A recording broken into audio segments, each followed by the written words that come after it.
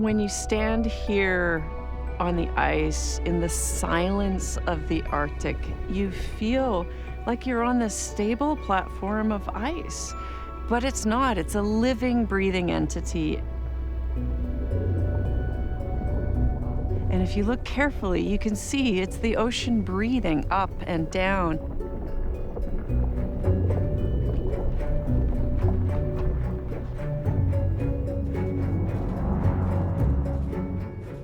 Here, all life follows the rhythm of the sea ice.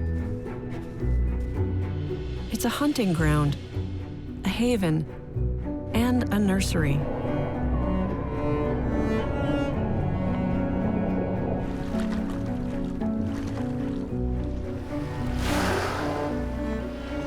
It shelters a marine life of incredible richness. In the Arctic, life and death depend on the ice.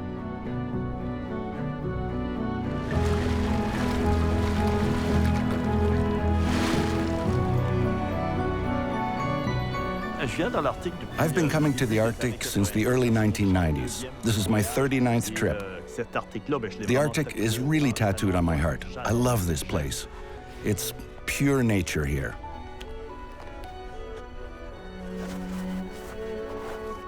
It's extremely important to document what is going on here on this ice floe. We're the witnesses, the eyes of the people who are not able to see this extraordinary sight.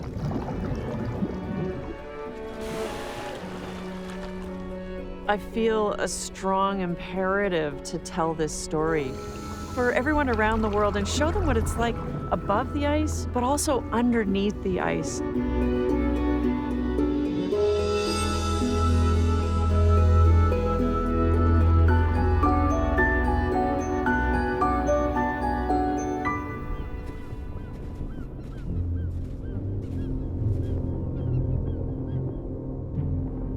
The far north of our planet is covered with millions of square kilometers of ice. The continental ice on land and the sea ice on the ocean. In Nunavut, Canada, the Inuit village of Ikpiarchuk, also known as Arctic Bay, is a gateway to this mysterious world of sea ice. We are 700 kilometers north of the Arctic Circle in the land of the midnight sun. It's the beginning of June, and there is 24 hours of daylight. We're here to experience the unique world of an Arctic floe edge. It's where the winter sea ice meets the ocean. In the spring, it's a magnet for wildlife. To get there, we have to travel on the sea ice to Lancaster Sound by snowmobiles and sleds called comatics.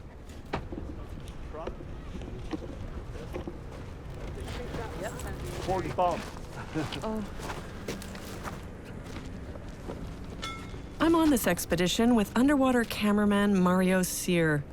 He's a living legend in the world of extreme diving. For 30 years, he's captured spectacular Arctic wildlife footage.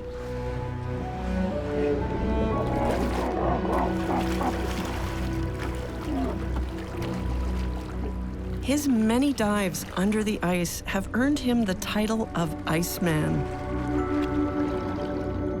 He was one of the first to swim with a polar bear and to film walruses underwater.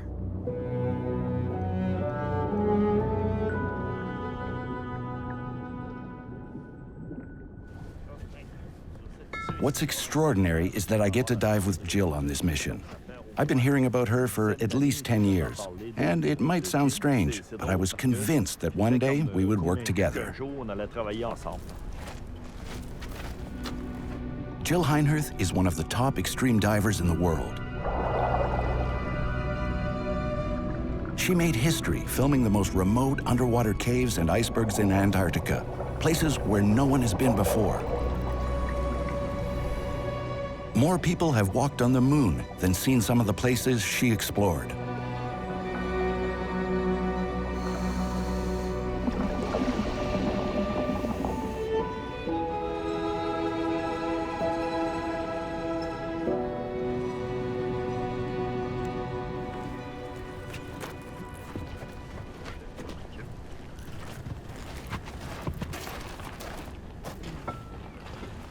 I'm really excited to be working with Mario Cyr. He's had so many years of experience here in the region, and I know he has so much wisdom to share with me and stories about what it was like before. I came here for the first time in 1991. It's hard to believe how much has changed, especially the ice. It's really drastic. Just look at the bay right here. Last year, the ice was gone by the 5th of July, and that was an all-time record year. This year, we're in early June, and if the trend continues, we can expect the ice to be gone even before July 5th. The Arctic is changing faster than anywhere else on the planet. And they say that what happens in the Arctic, so goes the planet. So this is an incredible place for us to learn and predict what can happen through global climate change. We're worried about the ice conditions because it's been raining for the past week. It's up to our guide, David Oyokuluk, to decide if we can go. We're just starting to have water in the bay, and pretty soon it's going to be all around everywhere. How much longer before the ice moves out for the season? Within the 2 weeks, the ice past our camp is going away, should be getting away. Okay. We're going to be at camp for another week, so I hope it's. Oh yeah. No okay? problem. No problem for the next week. No. Right now. Yeah. Okay. Okay. You go. Yes. sooner than later, I think. We plan to dive at the floe edge in Lancaster Sound, one of the biggest fjords in the world. But we've got 35 kilometers to go on the ice before we get to our camp.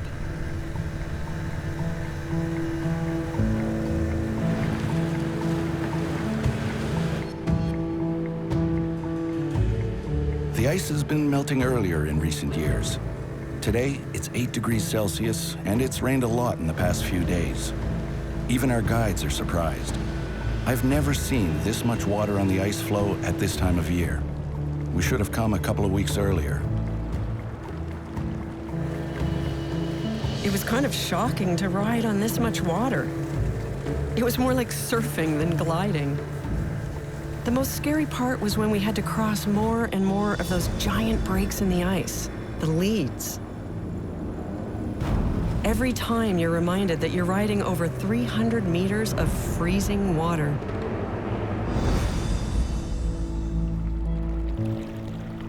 Some of the leads are very wide. We need to make long detours to find a safe route. After 4 harrowing hours, we finally reach the base camp, where there's an unpleasant surprise. This is the new reality of climate change in the north. Rain, flooding, and a fast loss of sea ice. This is really something new. This camp was only set up a week ago, and now we must move it completely to the other side. There's too much water in the tents. Okay, 1, 2, 3, go. Okay. So our cook tent, about the warmest thing in camp, has been slowly sinking until there was about a foot of water in and around the tent. And we had no choice but to move it to a higher area of snow. It'll serve us for a couple of days, but I'm sure we'll have to move it again.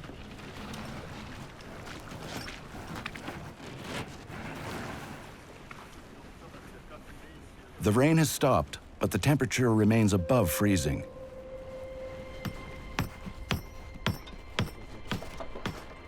It takes us all night to reorganize the camp.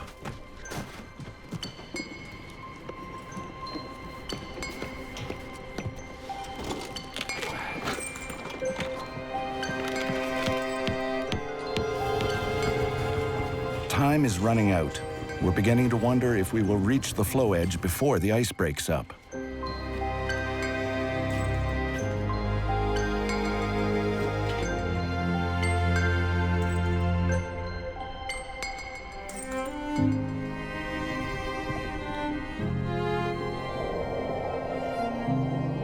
The next day, we can finally leave for the open waters of Lancaster Sound.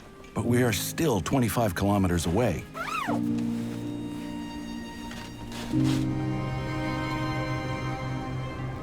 Every time I go on an expedition, I worry. Will the animals be there? Will the conditions be good? Because in the Arctic, like all life here, you're at the mercy of nature.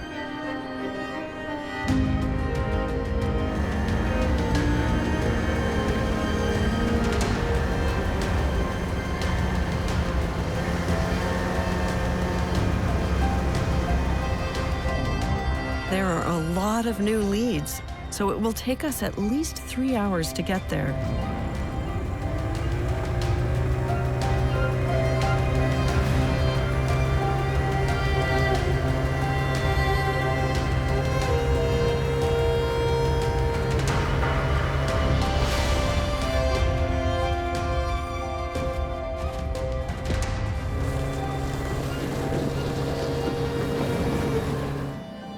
We made it. Our guide makes sure the ice is solid enough.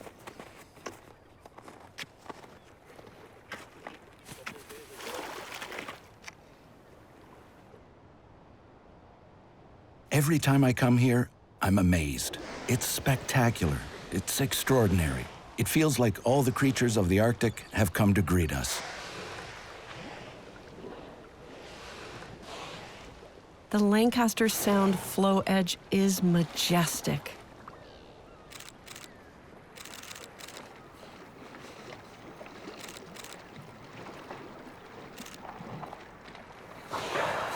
Beluga. Yeah. After all this hard work and all the tough conditions, this is the perfect day. Yeah. For me, this is the best place in the world. There is no better place. Oh, there's the beluga. Les belugas qui s'en viennent. Mother and calf. Yeah.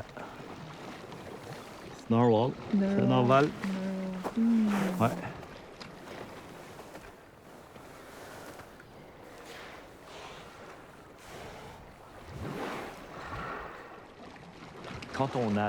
When you stop talking, you hear absolutely nothing, except the beluga blowing or the breathing of the narwhals. From time to time, you can hear a bowhead whale.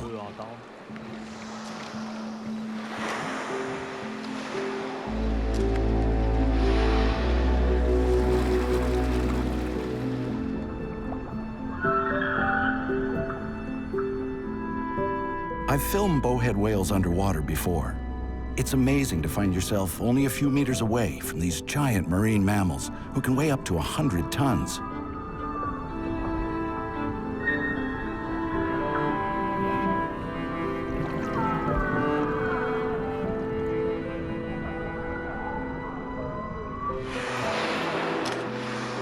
In the spring, bowhead whales gather near the flow edge. It's incredible to think that they feed on animals no bigger than a grain of rice. Lucky them, bowheads have a layer of fat that can be 1/3 of a meter thick. It's good protection from the cold. They need it because the water temperature here is between 0 and -1.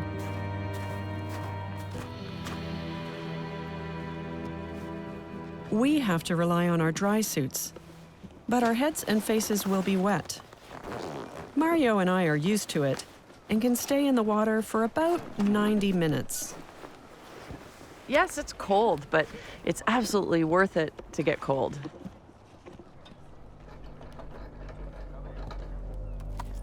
Our guides keep an eye out for curious polar bears.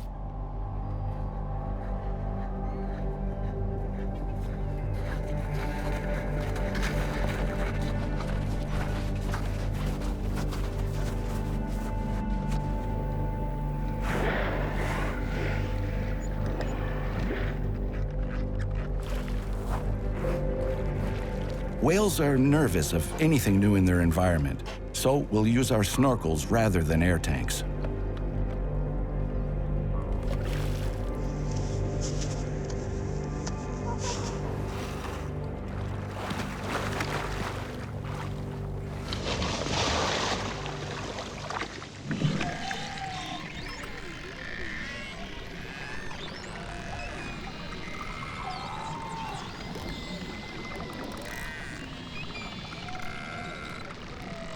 When I got into the water, I was overwhelmed by the sounds I could hear.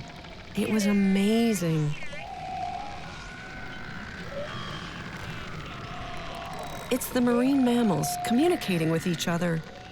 I could hear the narwhals clicking, the belugas singing like canaries, and the seals whistling, a trill that runs from high to low. It's like an alien world. I'm so excited to finally be here, diving on the flow edge. The narwhals and the belugas are moving around in family units. They're on the surface just breathing up, and then diving under the flow edge. And it's unbelievable to witness this experience.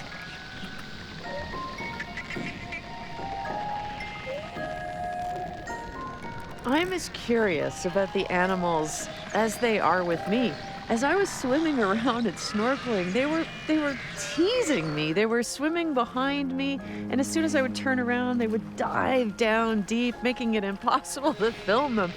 And they would roll on their backs with their bellies, and they're looking up at me, and it was definitely a two-way experience. I mean, I'm not afraid of them. I'm curious about them, and they're just as curious about me.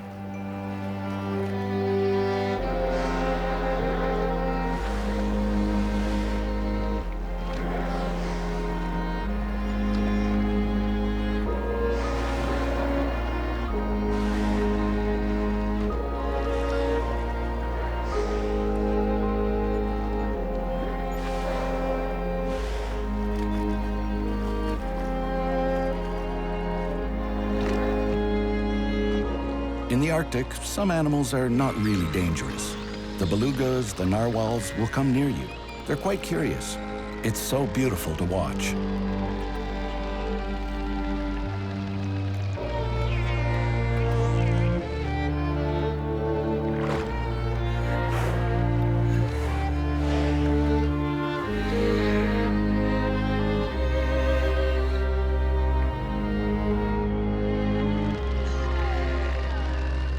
Lancaster Sound is a very rich ecosystem. In 2018, it was designated a National Marine Conservation Area. It's the largest one in Canada. The Inuit call it Tallerutup Imanga, which means open ocean area, because large portions of the ocean never freeze here.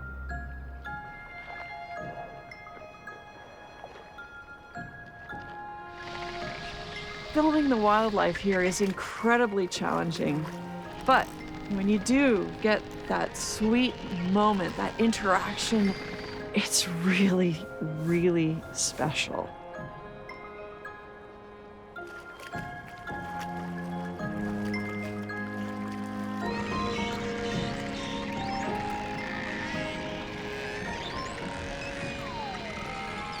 Lancaster Sound is home to 3/4 of the world's narwhals. Still, we're very lucky because they're usually difficult to approach. They can sense us from far away. Narwhals have the best underwater radar in the animal kingdom. They can even sense small fish in total darkness.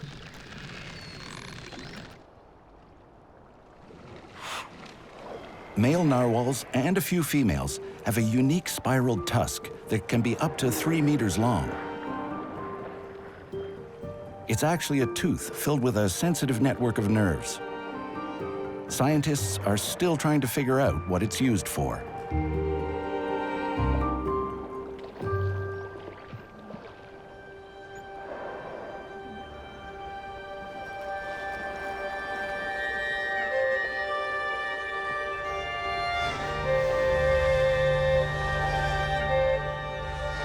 Every year, around 13,000 belugas migrate through here. They come to the flow edge for the same reason as bowhead whales: food. Their sophisticated sonar lets them hunt under the ice in total darkness.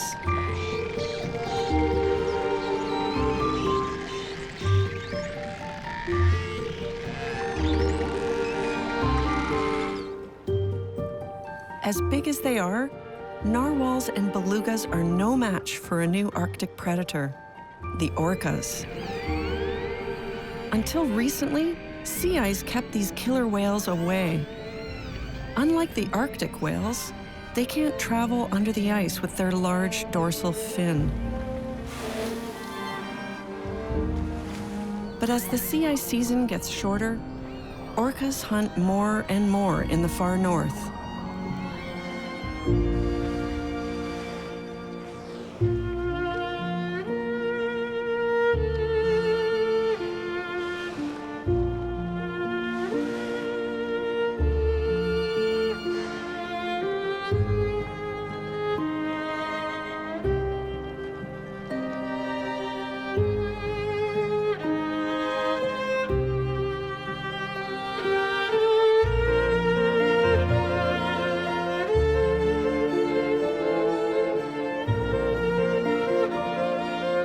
Most people think about the Arctic and they think that it's lifeless and harsh and cold and scoured by winds, and it is. But when you go beneath the ice, that's where all the life is. It's incredibly alive. The ocean is alive.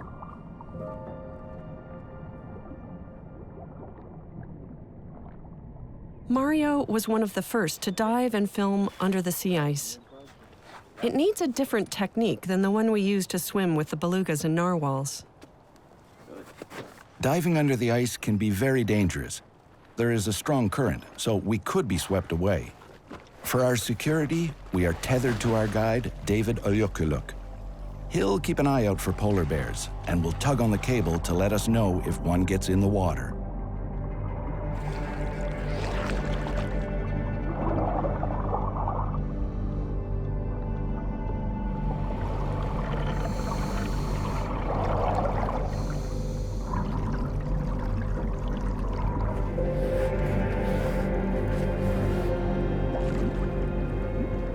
It's such a different world here.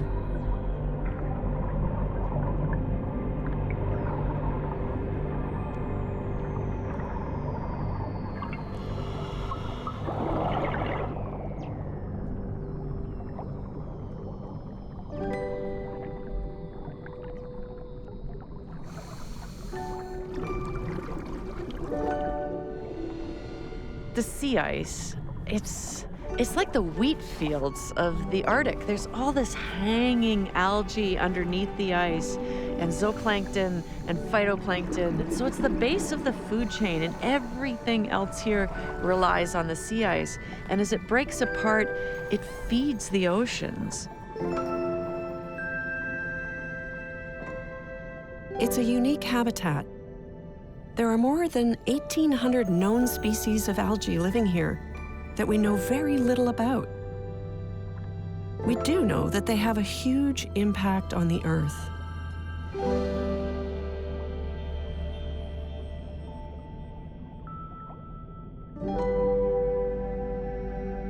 They draw their energy from the sun and are found throughout the world's oceans.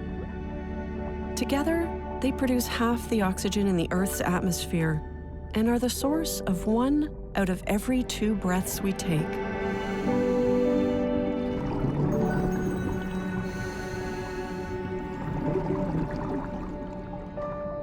As the ice melts, sunlight triggers a massive spring bloom of algae. They feed small animals called zooplankton.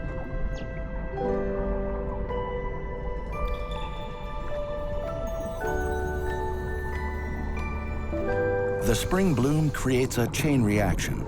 Zooplankton is a fat-rich feast for shrimps and small fish.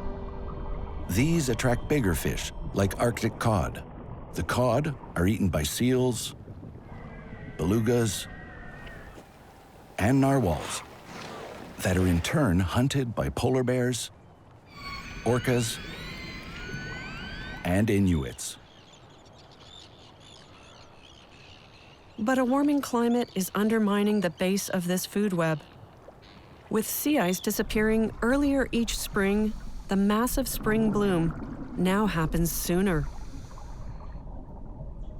It seems incredible that the once predictable world of Arctic sea ice is changing so rapidly that it will affect not only the tiniest, the plankton, but also the largest, the bowhead whales. Wow, the current is very strong. Oh, yeah.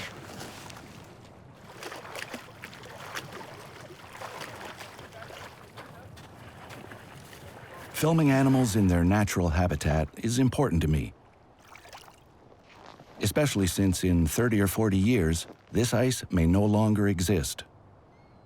This will greatly affect the animals, but we don't know how. One thing is certain, the stretch of ice that we see here in Lancaster Sound is pretty much the same size as in the 1990s. What has changed is its thickness. The more it thins, the quicker it melts. Eventually, it will melt much faster in the spring, and this will surely affect the animals who live around this ice.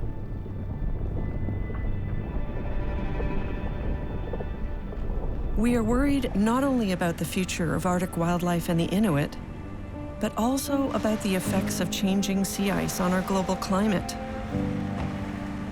As the ice comes and goes each year, it helps to drive the planet's climate. White snow reflects up to 90% of the sun's energy back into space. The sea ice acts like a blanket to keep the ocean cold. Sea ice coverage varies naturally with the seasons. The older the ice, the thicker it is. But in recent decades, the ice has been disappearing at an alarming rate. Since 1980, the Arctic has lost 80% of its summer ice and 42% of its winter ice. Equally catastrophic, the Arctic is losing more and more older ice. In 1985, this ice made up almost half of the ice floe. Today, it counts for only 21%. Millions of square meters of sea ice are lost. Dark seawater absorbs the sun's heat, and as the ocean temperature rises, so does the planet's. The Canadian Arctic is now warming 3 times faster than the rest of the world. As the Arctic ice melts, moisture is released into the atmosphere. Eventually, it falls back to Earth as rain. This causes the ice to melt even faster, something we get to experience firsthand.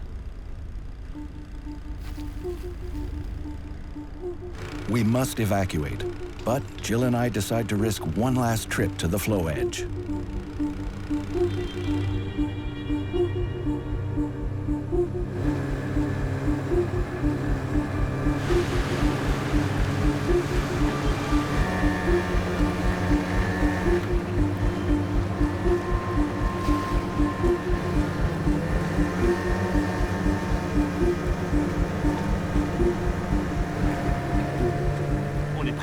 We're almost there, and we come upon a lead in the ice.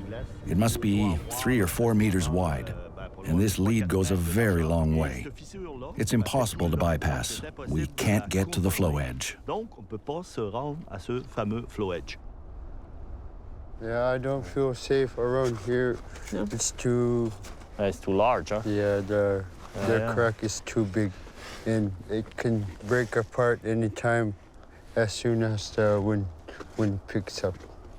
So this is moving away? Yeah, it's starting to moving away. It's not safe. So this might be the new floe edge tomorrow. Well, we'll see tomorrow. The ice and the wind will decide.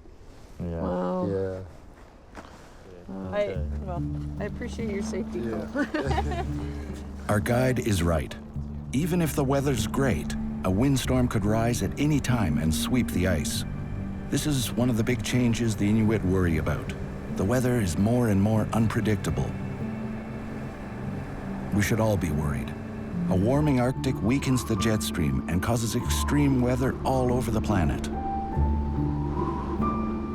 The jet stream is a powerful wind that circles high above the northern hemisphere. The cold Arctic temperatures give it strength.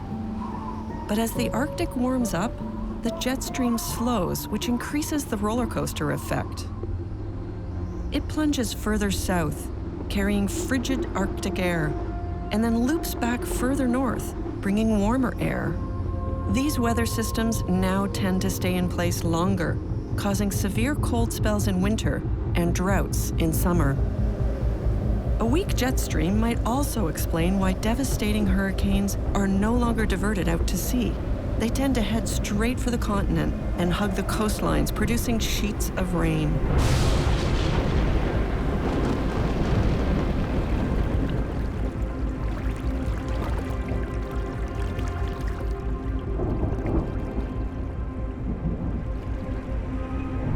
The conditions at camp have deteriorated even further, and they're forecasting more rain.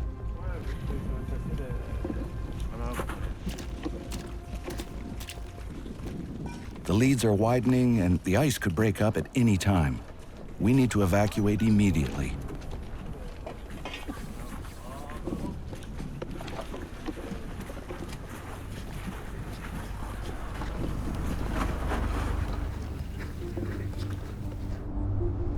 Our komatiks are really heavy, so we'll have to make long detours around the widening leads to avoid falling into the giant ponds. Every minute counts.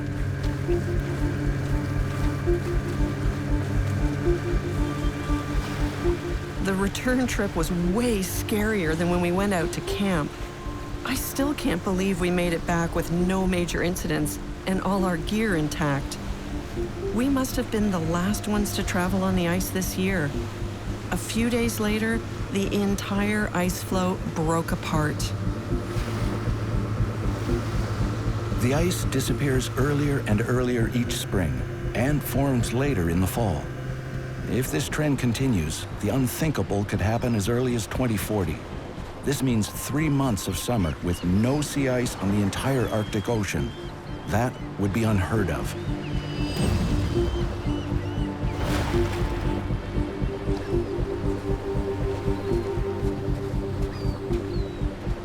I worry about the Arctic, about this incredible natural sanctuary, because as we lose the sea ice, we lose a way of life for the indigenous people of the North. We lose the mammals that require the sea ice in order to birth their babies or hide from their prey.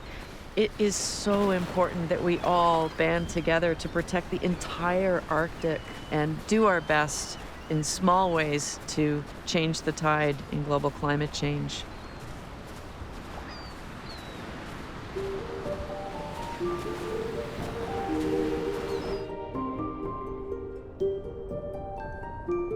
Climate changes do not only affect the sea ice. On land, the continental ice is also rapidly melting. Jill and I now travel to Greenland, the planet's biggest island. A huge ice sheet covers 80% of the land. The ice there could be more than 100,000 years old. At its peak, it is 3 kilometers thick.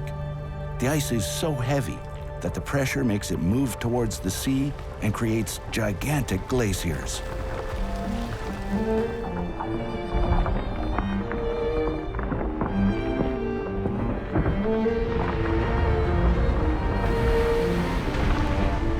Every year, those glaciers send hundreds of billions of tons of icebergs into the sea.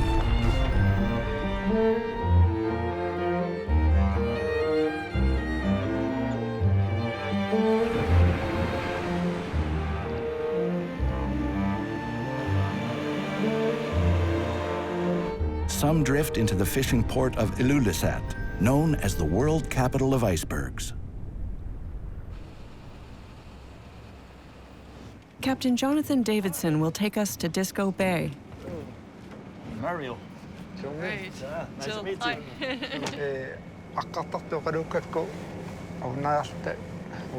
This side? Yeah. We want to explore the underside of icebergs. Now that the glaciers are melting faster, there are more and more of them.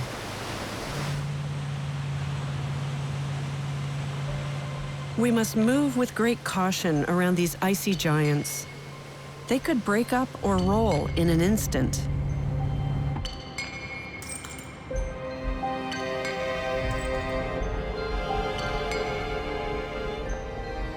What's impressive is that it's at least 7 to 10 times bigger underwater. It's huge.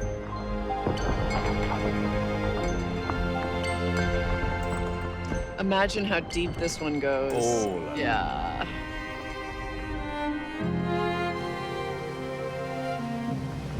Oh, look at that.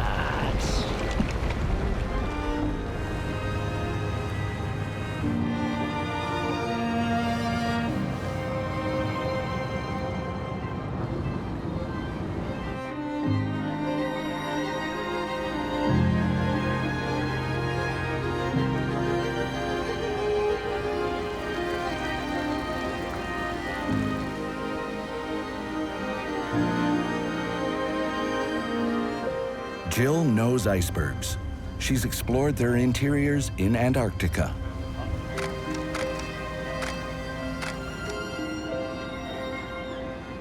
So it's always tough to know exactly the right iceberg to go for. I like the smaller ones that don't have anything overhanging that can fall on your head, and something that looks like a stable shape so it doesn't roll. Never sure as a No. 100%. Never sure. It's amazing, the shapes in this one.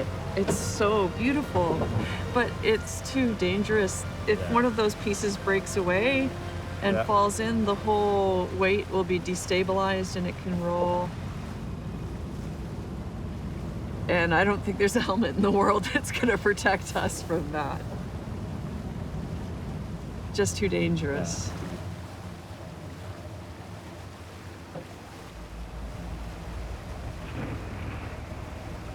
Rolling, rolling.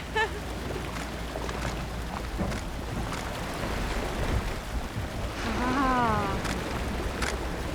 That's why iceberg diving is dangerous. That's a little one.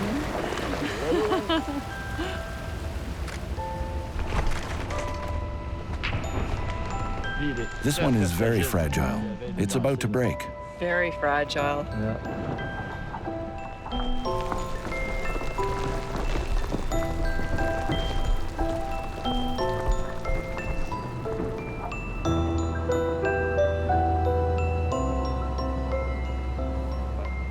There's a small one over there. It seems fine. It looks stable enough. But no guarantees. No, never.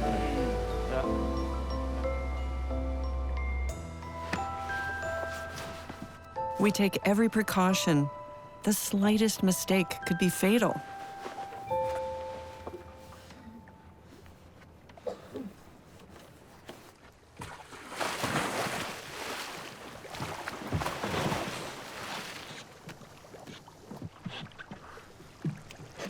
Good.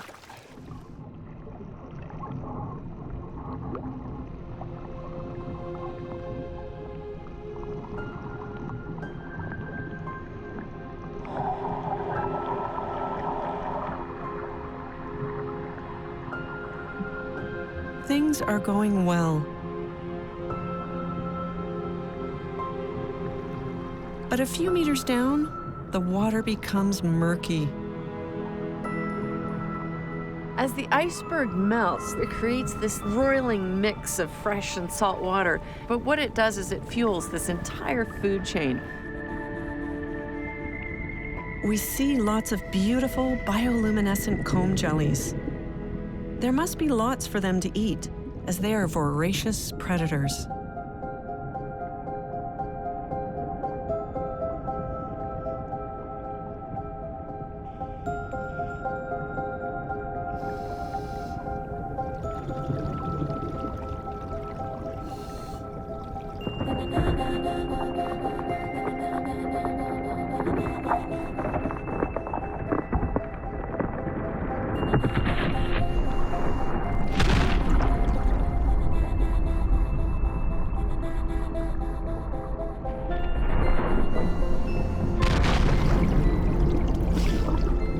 The icebergs around us creak and rumble, like thunder.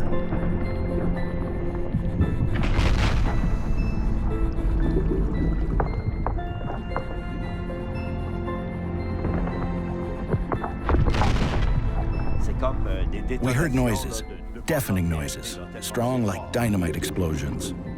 Sound travels fast underwater, so it was very loud. A few times, we could almost feel the tremor.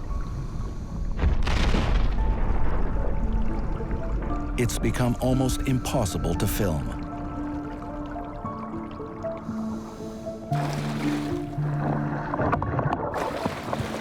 It's dirty. It's so bad. Yeah. I can't focus. It's impossible. We head further offshore. Captain Davidson thinks the water might be clearer.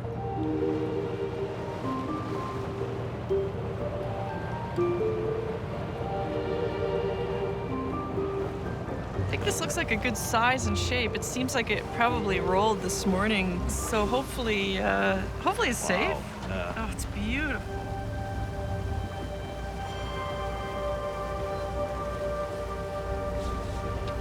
Yeah, I think this looks a lot better visibility now that we're at the edge of the ice fields. We're away from some of that algae.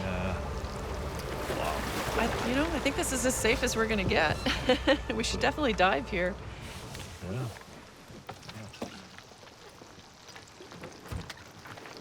When an iceberg shrinks underwater, it becomes top-heavy, it rolls, and it sparkles like mineral water.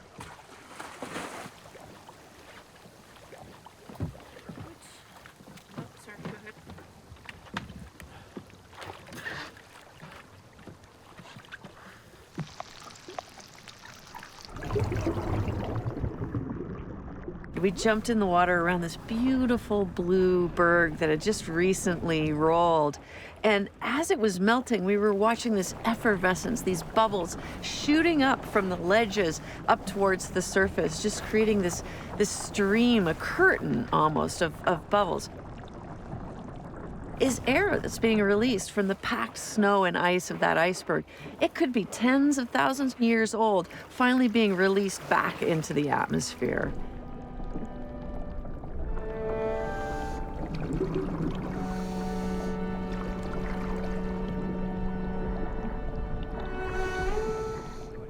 I saw something I'd never seen before, the release of all that fresh water going up. We could see masses of oxygen bubbles, which attracted a lot of fauna. It was amazing.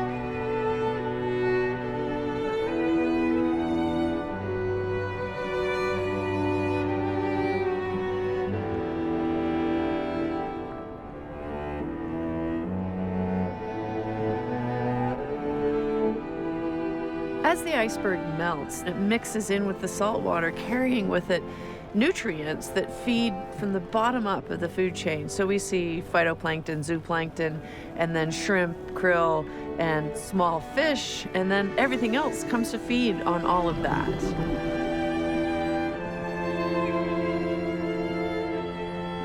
Icebergs are like the engine for the food chain here.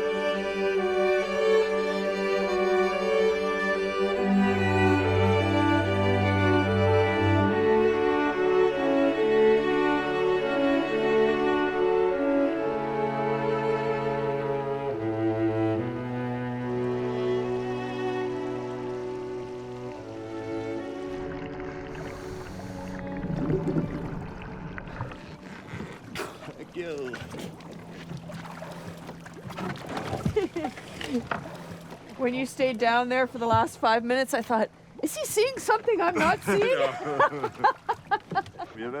There were lots of jellyfish, cleones, we call sea angels. I'm pretty sure I saw some mating. Several times I saw two together swimming through the water. What's really strange, at about 10 meters from the iceberg, there's no longer any marine life. All life is really stuck on the ice. It's incredible. Yeah. C'est bon. All right. Good. Bon, on va lever ça. C'est très important.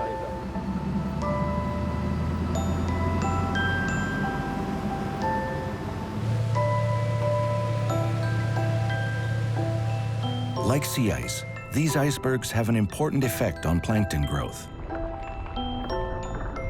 In fact, the spring plankton bloom around Greenland is so huge that it can be seen from space. The patches of green are chlorophyll. As the fresh meltwater moves up along the sides of the iceberg, it carries nutrients up from the bottom. No wonder Disco Bay has such a rich marine ecosystem.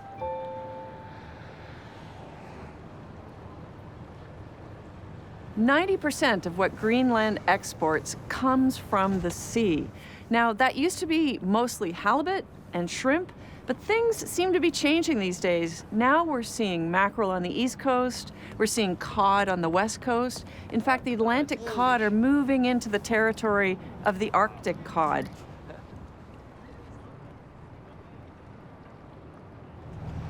With climate change, fish migrate to new habitats where the water is cooler or where the food is more plentiful.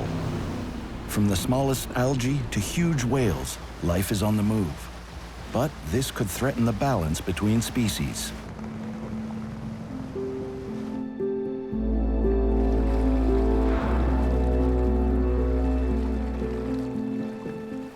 We came to this part of Disco Bay because of a very unique phenomenon that's new. It seems that bowhead whales and humpback whales are now here at the same time, and that's never happened before. Will the right food be available at the right time? Timing is everything, and it isn't just about food. Could it get confusing for these great communicators if their songs start to overlap? The impacts are hard to predict.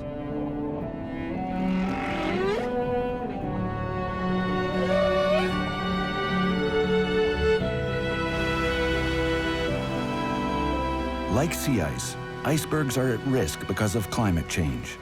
As glaciers melt, they retreat inland. Will they eventually stop sending icebergs into the sea? There are thousands of icebergs in Disco Bay. They all come from the Ilulissat Glacier. This monster generates 10% of all icebergs in Greenland.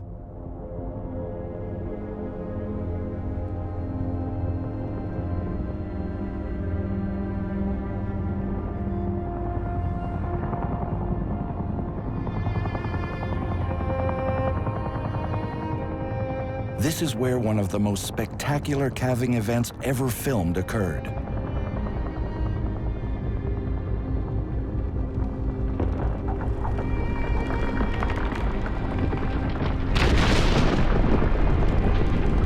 In just a few days in August 2015, 15 billion tons of icebergs spilled into Disco Bay.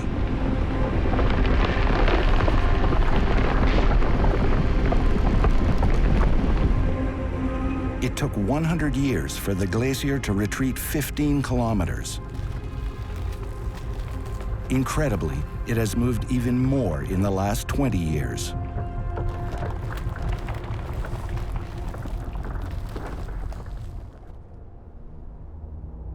Every time an iceberg collapses into the bay, sea levels rise. If all of the Greenland ice sheet melted, the global sea level would rise and flood the coastal areas where hundreds of millions of people live.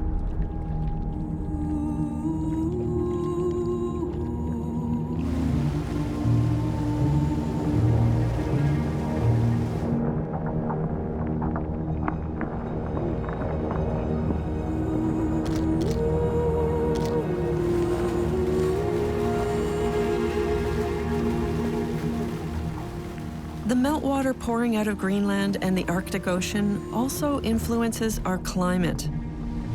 These waters flow naturally into the North Atlantic Ocean. But too much meltwater can disturb one of our great ocean currents, the Gulf Stream.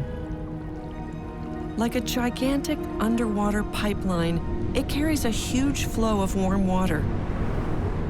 This keeps the weather milder in some parts of Europe and the eastern United States.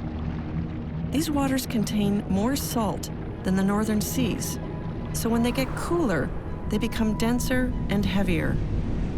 Similar to an enormous undersea waterfall, these waters sink deep into the ocean and then move back south. This is what keeps the Gulf Stream going. But as more Arctic ice melts, there's more fresh water on top of the ocean, which dilutes the salty water and slows the flow of the Gulf Stream. It's now at its slowest speed in 1,600 years. A severe slowdown could cause more extreme weather in Europe and the eastern United States, like droughts in summer and severe cold spells in winter.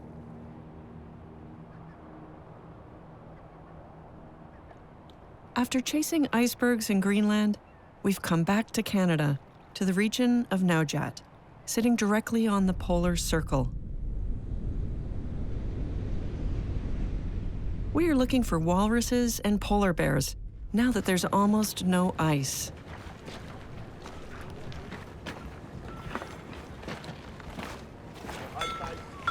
Very fast. Here there are huge tides. The sea swells very, very fast. You can actually see it rising. Very heavy. Our guide, Solomon Maliki, knows the region's wildlife well. Mario has been working with him for years. I think we're done here, right? Yeah. I think it's my 6th or 7th time here. And this is the first time there's been no ice in the bay at this time of year. 2 years ago, on the same day, July 21st, we could not go out because there was too much ice. This year, it's completely different from all the other years.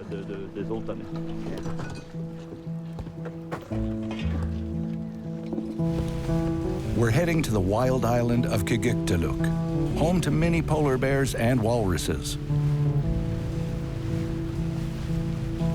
First, we have to travel 80 kilometers across the huge bay of Nunavut.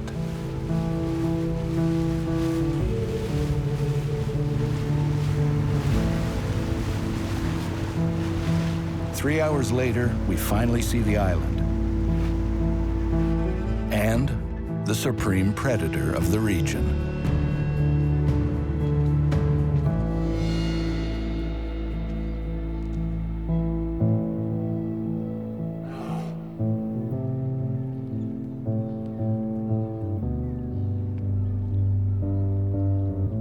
Our guides are setting up camp around a small wooden shelter used by Inuit hunters.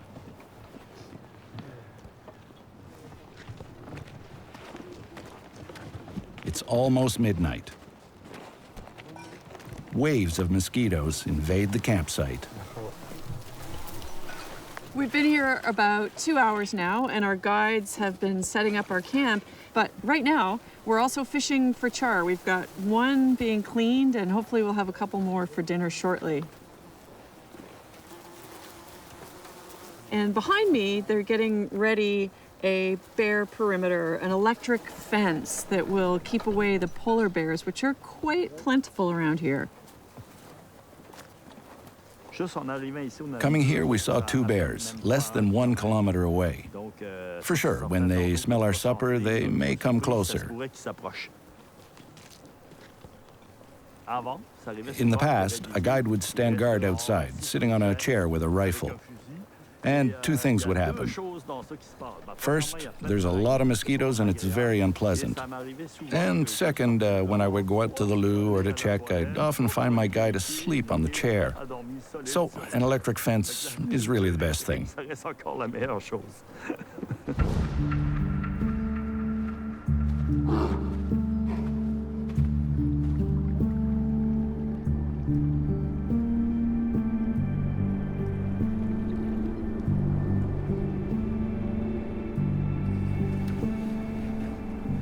We're looking for a large walrus colony, which usually stays on the shores of Qikiqtaaluk Island. We're worried because over the past 50 years, the ice cover here in mid-July has decreased by 60%.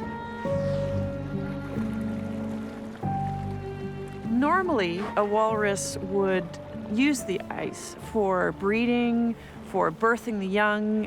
A mother walrus spends her time on the ice and then forages nearby so that she can feed herself and come back to nurse her young. But as the ice moves around, it might take that walrus farther and farther from traditional foraging grounds. Because that's how nature works.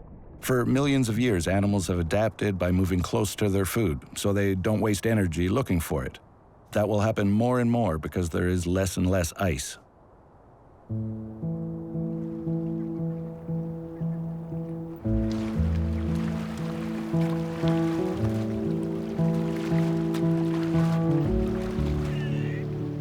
Okay, have it.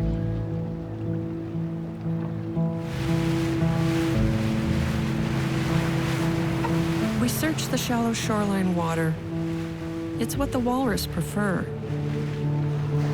We only find a few beluga whales. The females and their calves often swim in the warmer water near the shore.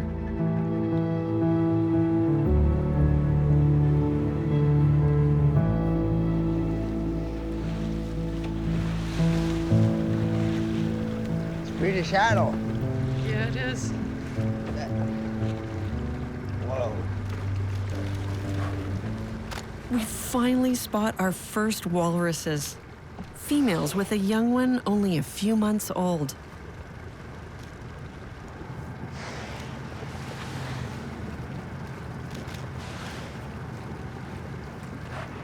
Go on the water? You think we'll be able to get them to stay still? Yeah. Yeah? Okay. Try. Would make me happy.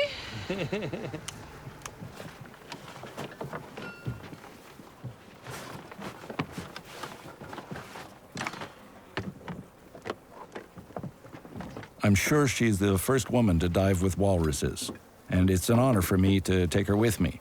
At the same time, I'm trying not to scare her, but she has to be aware that it's extremely dangerous. So any advice for me while I get dressed here?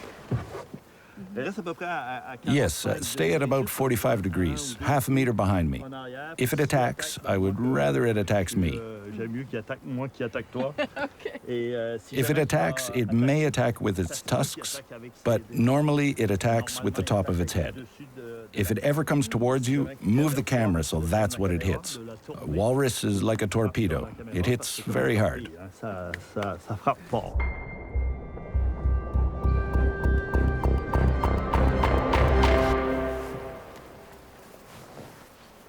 Frankly, it's a little scary. I mean, the first thing he said to me was, "It is very, very dangerous." I thought, okay, well, tell me, what do I need to be worried about? And he said, whatever you do, don't let the walrus corner you, like with ice or in a bay or against a rocky shore. And I said, well, what will happen? He said, oh, it'll kill you. Mario knows what he's talking about. In 1991, he was the first diver to swim with walruses. The first time I dove with walruses, the Inuit guide said it was suicide. They have all these myths about walruses grabbing hunters and dragging them under the water. So it's like throwing yourself into a lion's den.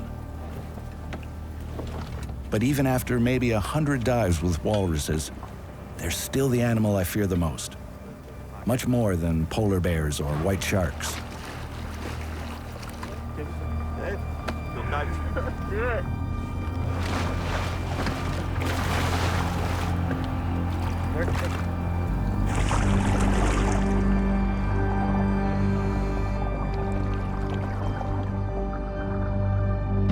We head for the shallow water near the shore, where the walruses are swimming.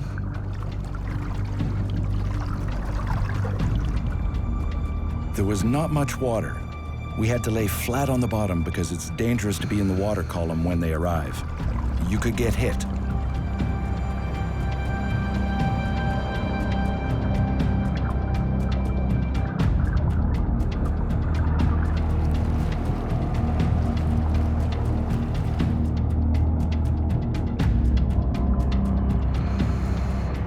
I heard them 2 or 3 times. But we could barely see more than 5 meters around us.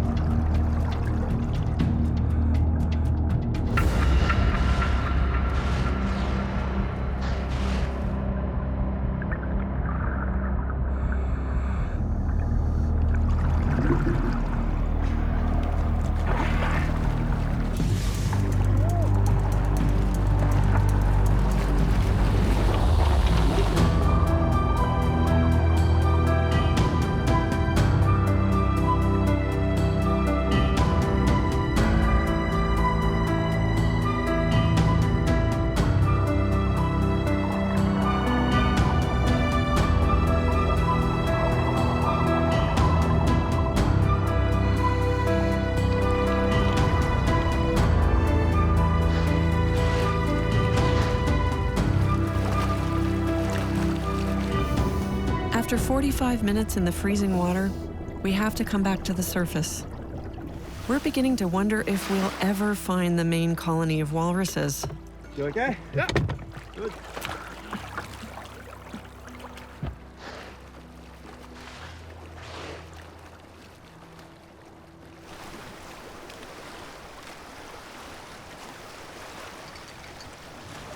You ready, Solomon? Yeah.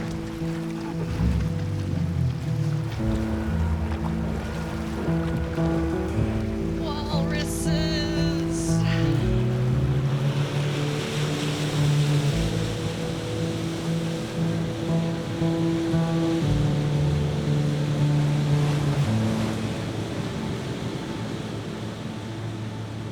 There are no walruses in sight. This is unexpected. Even Solomon is surprised.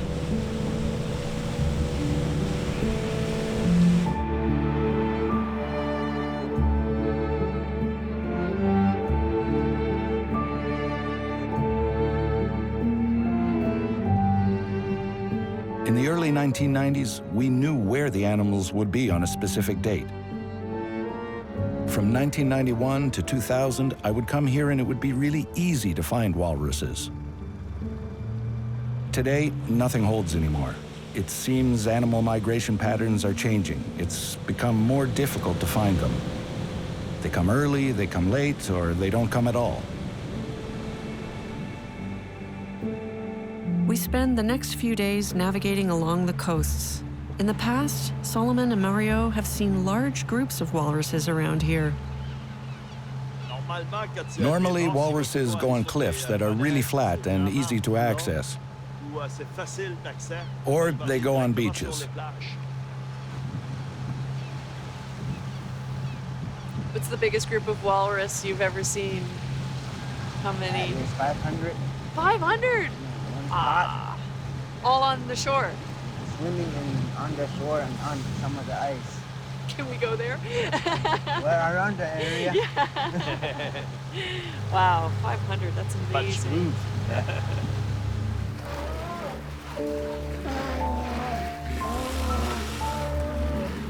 This is where the big colony of walruses used to gather every summer, but not this year.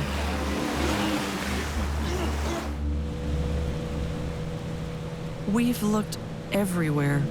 Almost no ice and no walruses.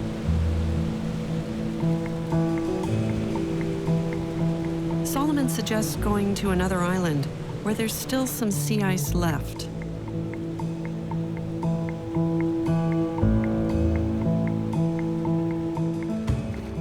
We see a lot of polar bears. They often swim from one island to the next. Could they be scaring off the walruses?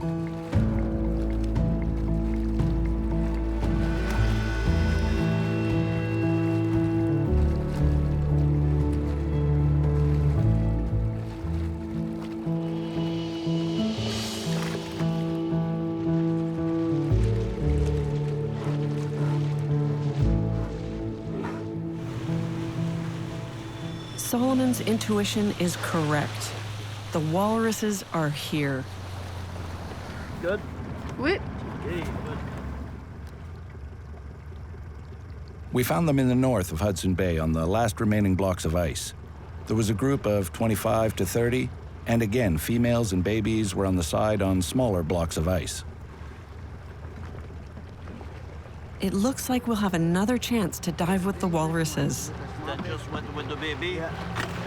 Let's check the other group.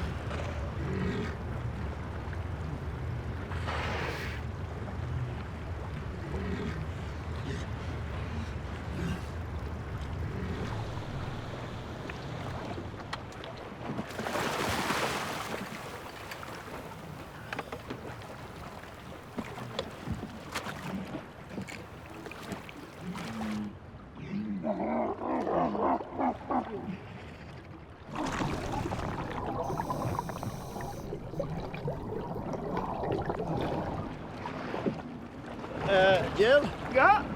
not covering it, no visibility. Do this? Okay. It was difficult to film underwater because there was barely 2 meters of visibility down there. When you're underwater with these giants and you can't see them until the last second, that's too dangerous. You have to see them coming from far away. That's why you need visibility, which we didn't have. We had to use poles and smaller cameras to get some underwater images.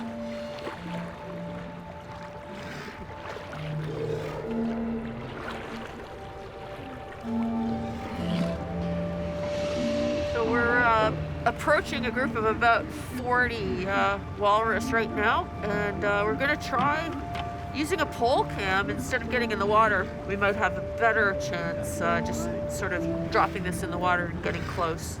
Yeah. That's good. At least we know where they've been hiding all this time. The mothers and the young ones stayed just off to the side of the main group. It can be very dangerous for the calves when the whole group decides to dive into the water at the same time. The little ones can be easily crushed among the big males diving off the ice.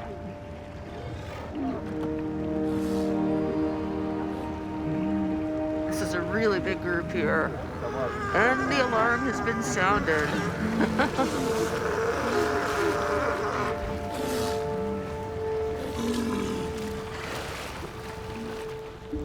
Mario grabs a chance to film the walruses from a different angle.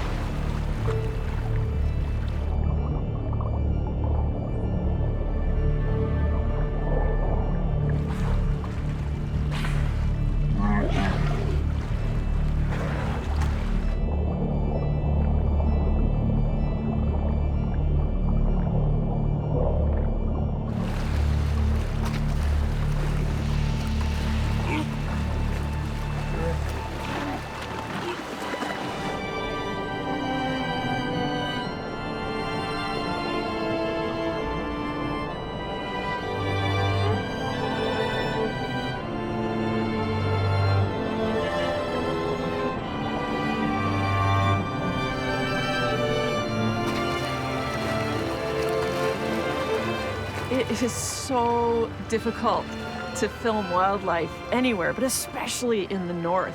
I mean, first we have to find the animals that we want to film. And then when we find them, they may or may not be willing participants in the film.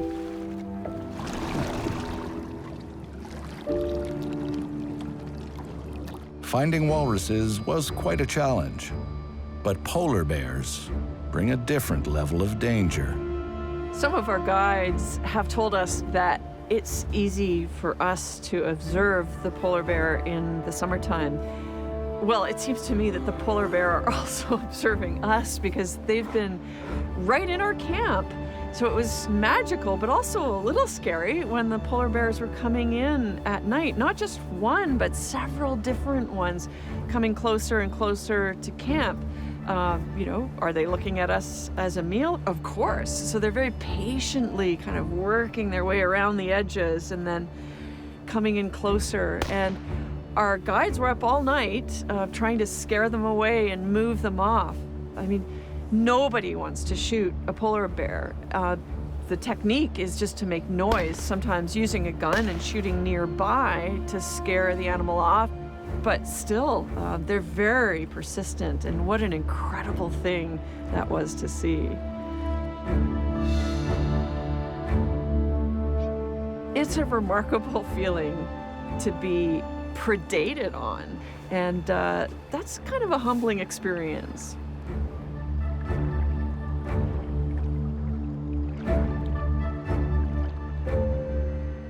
It's really the best place for polar bears. We're on one of their major migration routes, although some are permanent residents. They stay here all year long because there are plenty of islands. In winter, when there is sea ice, they can walk from island to island. When the ice is gone in summer, they swim. Polar bears are very good swimmers, and it's easy for them to swim from one island to another. This is where we film polar bears for the first time, because they are often found here in the summer. Lots of them swimming around. So this place is very important to us. As a diver, that's where you want to see them, in the water. And north of Hudson Bay is the place to find them. Mario was one of the first divers in the world to swim with a polar bear. And this time he's taking me with him. But we have to find the right bear.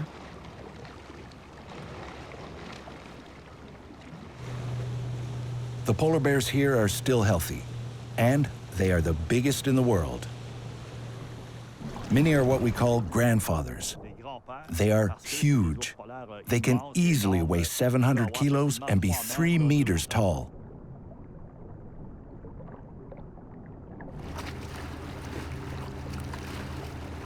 This is one of those grandfathers. It would be suicidal to dive with him.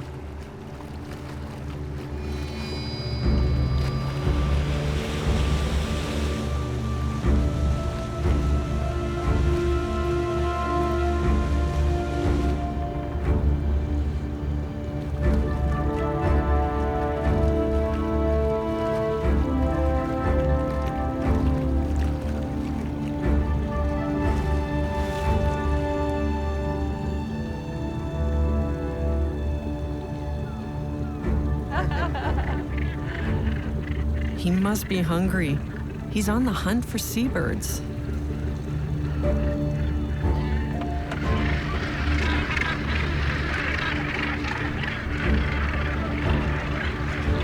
It's incredible. An 800 or 1,000-pound bear, you would never imagine that. Like, I wouldn't want to climb that sheer vertical cliff, but he just nimbly shoots right up there and has no problem getting away.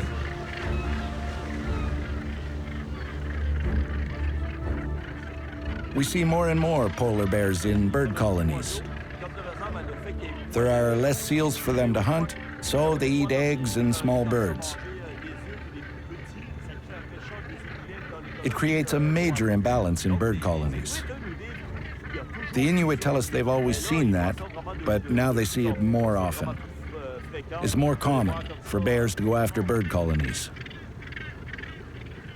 Starving bears have destroyed 80% of certain bird colonies.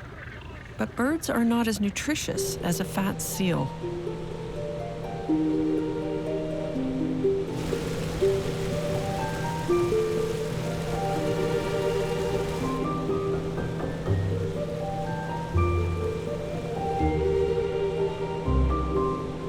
We soon spot our ideal bear, a young female. It looks like it's going to happen.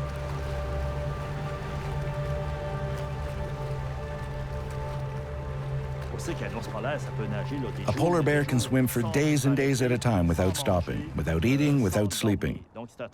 They are very strong swimmers. We know they're descendants of grizzlies, but their bodies have adapted.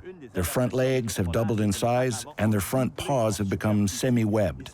Skin has grown between their toes so they can use their front paws to swim better. Justement pour pouvoir mieux nager.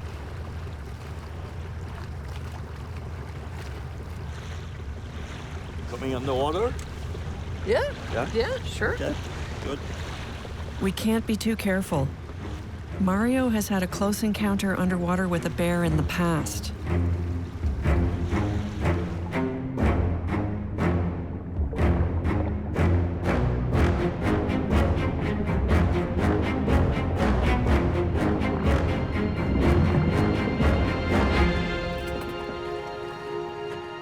How many pounds more? 6? 5, 6? Oh, yeah. I've got more than 40 pounds here. Yeah, good. Quand on plonge avec les ours polaires, When I dive with polar bears, I put on 2 lead belts.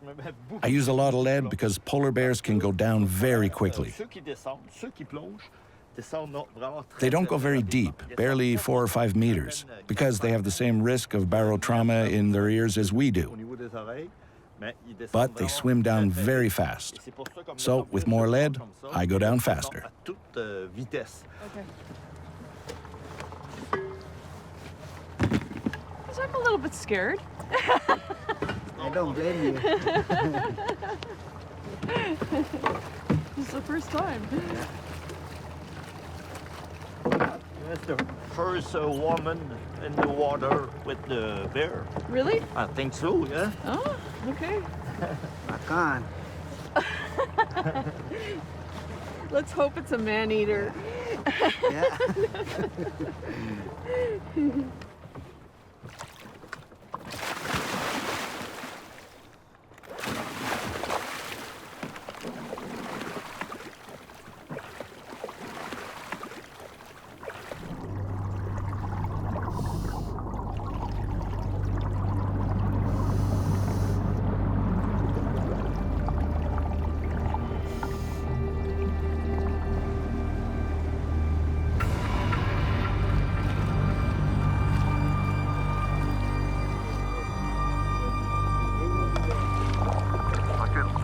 Bear's coming.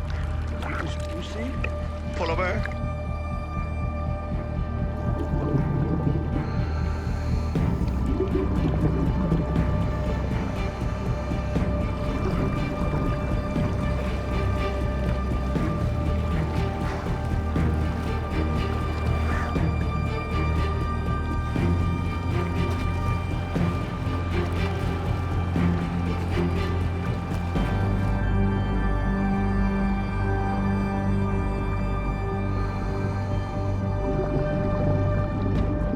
We position ourselves so that we will cross paths with the polar bear and hope she will not head in the other direction.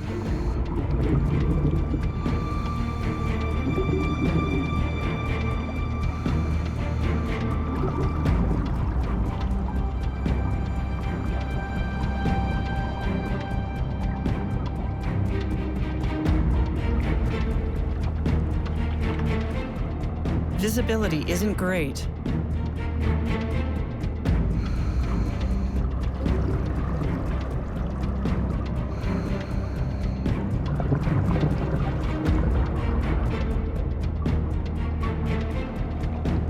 It seems to be working. She's swimming toward our bubbles.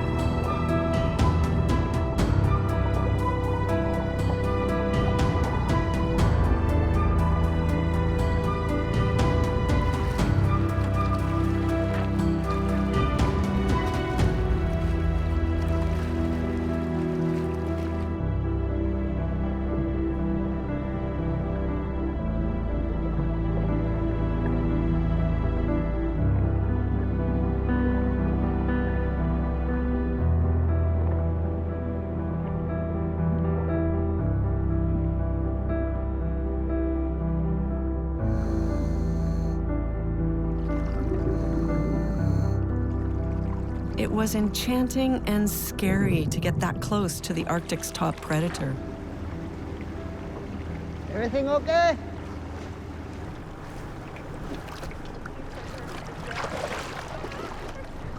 That's a lot harder than it looks. It's easy to see why these magnificent animals are the symbol of the Arctic. But now they are also the poster child for climate change here. That's because some polar bears now spend 7 weeks more on land than they did in the 1980s.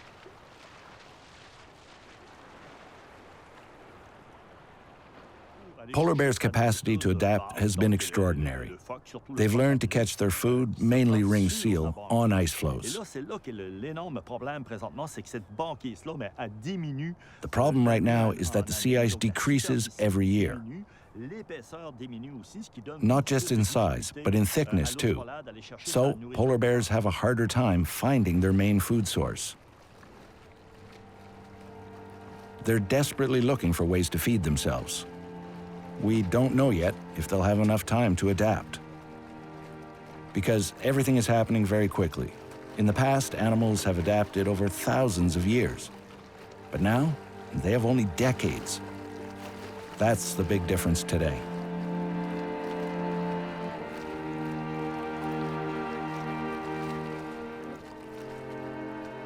It's sad to think that this animal may disappear someday. Some scientists say that the path polar bears might take to survive is to mate with grizzlies. And we are starting to see these animals called pizzlies. But for us, as human beings, to see polar bears disappear would be very sad.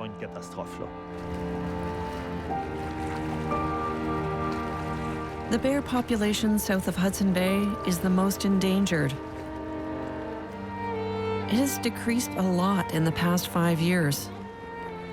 What's even more disturbing is the number of bear cubs is only half what it used to be. Is this the sad fate of all polar bears in the Arctic?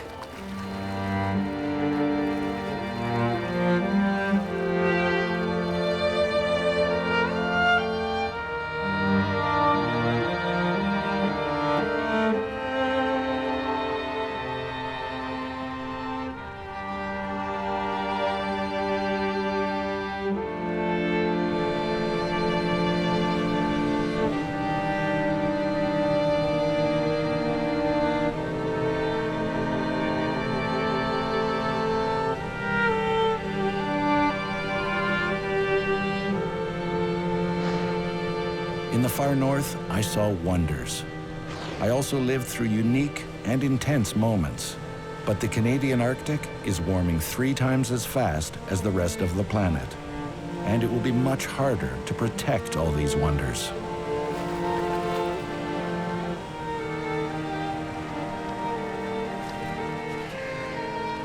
You can feel it here more than anywhere else on the planet.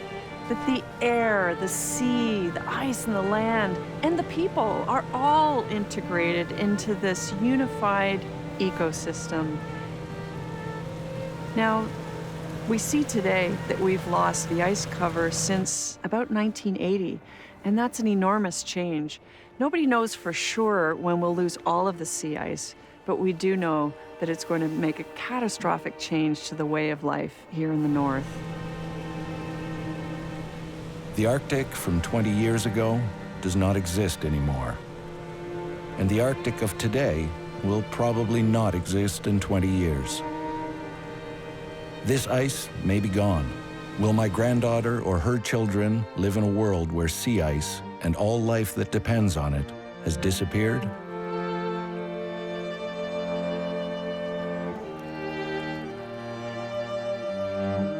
Diving with polar bears and walruses it seems crazy.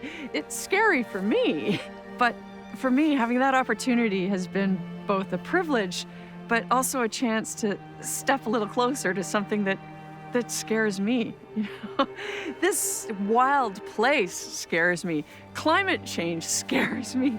But if we all step a little bit closer to these things and learn and experience and get to know the wonders of our planet, then I think we have a chance of protecting it.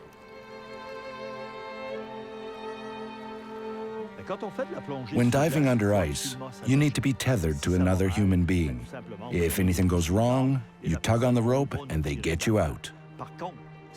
But if climate change goes crazy, nobody can pull on the cable to save humanity. So imagine that we are all on a piece of ice and we must absolutely maintain it. Because if it melts, our chance to stabilize the climate will also be melting away.